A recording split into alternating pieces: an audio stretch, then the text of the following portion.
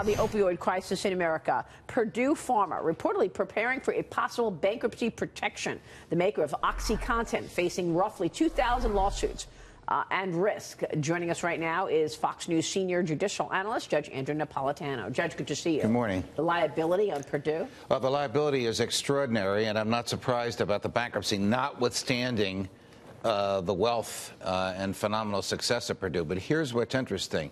The most devastating lawsuits are against Purdue and against the Sackler family, purporting to, as lawyers like to say, pierce the corporate veil, get to the personal assets of the owner of the corporation. It's very difficult to do in American law. The leading challenger in this case is the Attorney General of Massachusetts, so she has a limitless budget, so to speak, for which to finance this litigation. But her argument is that their behavior was so personally fraudulent and deceptive, so reckless with regard to the ultimate outcome and harm to the user of their product, that they lose the corporate veil protection. A difficult argument to prevail upon. Probably the best state in which to succeed is where she is, Massachusetts. We'll see where that goes. I'm going to suggest to you that they've run through their insurance policies. I mean, that's when you start talking about bankruptcy. There's coverage for these kind of lawsuits. I mean, nobody has enough coverage for 2,000 of them. What does this company do? It's been blamed for the crisis. Their answer is very simply, everything we did was approved by the FDA.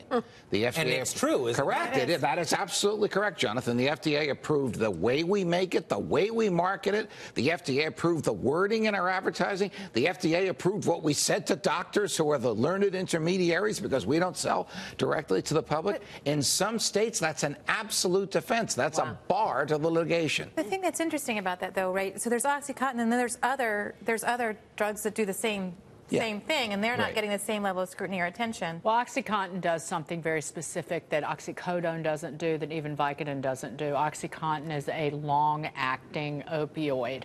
It is oxycodone, but it has a long-acting effect. So it is different. And so it keeps you in that drug state for a longer in terms of pain management, period. Right? In terms of legitimate pain management, it works like no other drug works. There's a very famous vignette talking about the long-term effect of it, when the late Chief Justice William Rehnquist was arrested while he was Chief Justice for DWI.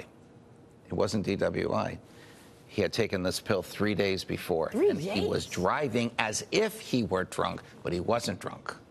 For 3 days later. Yes, and of course the charge was thrown out. Is there any concern, Judge Napa, that patients who are struggling with pain management because of the crackdown on these types of drugs aren't going to be able to, or aren't able to, get access to the drugs they need to help alleviate their serious chronic pain?